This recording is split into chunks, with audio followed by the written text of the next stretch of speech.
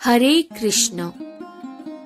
বর্তমানে প্রতিটি গর্ভবতী মহিলা গর্ভাবস্থায় কি খাওয়া উচিত এবং কি খাওয়া উচিত নয় এবং কিভাবে খাওয়া উচিত তা নিয়ে অধিক চিন্তিত থাকেন, যা উপযুক্ত।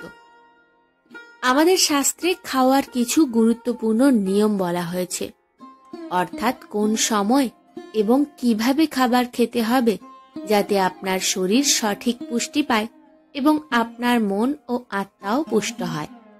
তাহলে চলুন আজ আপনাদের সবাইকে শাস্ত্রসম্মত এই নিয়মগুলির কথা বলি। পদ্মপুরাণে বলা আছে, খাওয়ার আগে 2 হাত 2 পা এবং মুখ এই 5টি অঙ্গ ভালোভাবে ধুয়ে নিতে হবে। যিনি সর্বদা এটি করেন তিনি শতবর্ষী হন। মহাভারতে বলা হয়েছে, খাওয়ার সময় নীরব থাকলে চেতনা বাড়ে এবং হজম শক্তি ভালো হয়। সুশ্রুত সংহিতা অনুসারে আপনার শোবার জায়গায় বসে খাবেন না, হাতে নিয়ে কিছু খাবেন না, অর্থাৎ খাওয়ার পাত্রে খাবার নিয়ে খেতে হবে। নীতি বাক্য অমৃতম অনুসারে শরীর যখন খুব ক্লান্ত তখন বিশ্রাম নেওয়ার পরই কিছু খাওয়া এবং পান করা উচিত। প্রচণ্ড ক্লান্তির অবস্থায় কোনো কিছু খেলে জ্বর অথবা বমি হওয়ার সম্ভাবনা থাকে। চরক সংহিতা অনুসারে যদি কোনো ভৃত্য নিজে ক্ষুধার্ত হয় এবং আপনার জন্য তাকে খাওয়ার আনতে হয়, তাহলে এই জাতীয় খাওয়া থেকে বিরত থাকুন।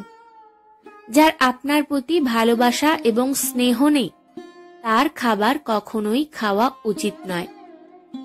তৈত্তিরী উপনিষদ অনুসারে এমন ভোজন করবেন না যা নেতিবাচক শক্তি দ্বারা স্পর্শ করা হয়, অর্থাৎ কোনো প্রতিপক্ষ অথবা রাগান্বিত ব্যক্তির হাতের খাবার খাবেন না। কুর্ম পুরাণ অনুসারে অন্ধকারে আকাশের নিচে ঈশ্বরের মন্দিরে খাওয়া উচিত নয়। চড়ে অথবা বিছানায় বসে থাকা, জুতো ও চপ্পল পরিধান করে, এমনকি হাসতে থাকা অবস্থা অথবা কাঁদতে থাকা অবস্থাতেও কিছু খাওয়া উচিত নয়। ভাগবত গীতায় বলা হয়েছে যে আমাদের সাত্ত্বিক খাওয়া উচিত, অর্থাৎ যা তাজা, পুষ্টিকর এবং প্রেমের সাথে প্রস্তুত করা হয়, কারণ এটি মন এবং শরীরকে পুষ্ট করে। রাজসিক এবং তামসিক খাবার এড়িয়ে চলুন। ছান্দোগ্য উপনিষদে বলা হয়েছে যে খাদ্য জীবন শক্তি প্রদান, স্বাস্থ্য ও জীবনী শক্তি বৃদ্ধি করে বলে ভক্তি সহকারে খাওয়া উচিত। মহাভারত গ্রন্থ অনুসারে পরিবেশিত খাবারের সমালোচনা করা উচিত নয়। এর স্বাদ যেমনই হোক না কেন তা ভালোবাসার সাথে খাওয়া উচিত। তৈত্তিয় উপনিষদ অনুসারে সর্বদা খাদ্যের প্রথম অংশ ঈশ্বরকে উৎসর্গ করুন। এটি ত্যাগ ও কৃতজ্ঞতার প্রতীক।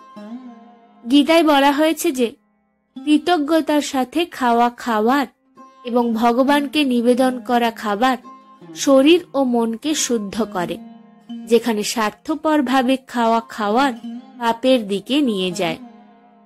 আয়ুর্বেদিক পদ্ধতি এবং বেদে নির্দেশিত ভক্তি ও ইতিবাচকতার সঙ্গে রান্না করা খাবার হল নিজের জীবনকে অটুট রাখা এবং শরীর ও আত্মা উভয়কে পুষ্ট করে। তাই শান্ত অবস্থায় খাবার তৈরি করতে হবে। সম্ভব হলে সেই খাবার তৈরির সময় কিছু মন্ত্র অথবা স্তোত্র শুনুন। অথর্ববেদে বলা হয়েছে যে খাদ্য একটি ঐশ্বরিক দান, এটি নষ্ট করা উচিত নয়। অতিরিক্ত খাবার অন্যদের সাথে ভাগ করে নিতে হবে। বৃহদারণ্যক উপনিষদে বলা হয়েছে, দুর্ভাবনাপূর্ণ অথবা অশুদ্ধ পরিস্থিতিতে কারো দ্বারা প্রস্তুত করা খাবার খাওয়া এড়িয়ে চলুন। তার মানে আমাদের বাইরের খাবার এড়িয়ে চলা উচিত। মনুস্মৃতিতে বলা হয়েছে, সবসময় শান্ত ও ইতিবাচক মানসিক অবস্থায় খাবার খান। খাওয়ার সময় রাগ অথবা চাপের মতো নেতিবাচক আবেগ হজমকে ব্যাহত করতে পারে। মনুস্মৃতিতে আরও বলা আছে, কোনো জীবন্ত প্রাণীর ক্ষতি না করে খাদ্য তৈরি করতে হবে, অর্থাৎ নিরামিষ খাবারের ওপর জোর দেওয়া হয়েছে। ছান্দোগ্য উপনিষদে বলা আছে, অতিরিক্ত খাওয়া স্বাস্থ্যকর অলসতার দিকে পরিচালিত করে এবং মানসিক স্বচ্ছতা হ্রাস করে। খাওয়ার মধ্যে সংযম শরীর ও মনের সুস্থ ভারসাম্য নিশ্চিত করে। এছাড়াও নিয়মিত বিরতিতে খাবার গ্রহণ করা উচিত, বিশেষ করে সূর্যাস্তের আগে। খুব বেশি খাওয়া অথবা রাতে দেরি করে খাওয়া এড়িয়ে চলা উচিত। এইভাবে আজ আমি আপনাদের কিছু সূত্র বললাম। এটি সম্পূর্ণ নয়, তবে বিশেষ। এই সূত্রগুলি প্রত্যেক মানুষের মেনে চলা উচিত। বিশেষ করে গর্ভবতী মায়েদের ক্ষেত্রে এই সূত্রগুলি মেনে চলা অতি আবশ্যক। সবাইকে অনেক অনেক শুভেচ্ছা। হরে কৃষ্ণ। যদি ভিডিওটি ভালো লাগে একটি লাইক করে যাবেন এবং আপনজনদের সঙ্গে শেয়ার করবেন। আর এমনই নানান ধরনের ভিডিও পেতে চ্যানেলটিকে সাবস্ক্রাইব করে সঙ্গে থাকুন।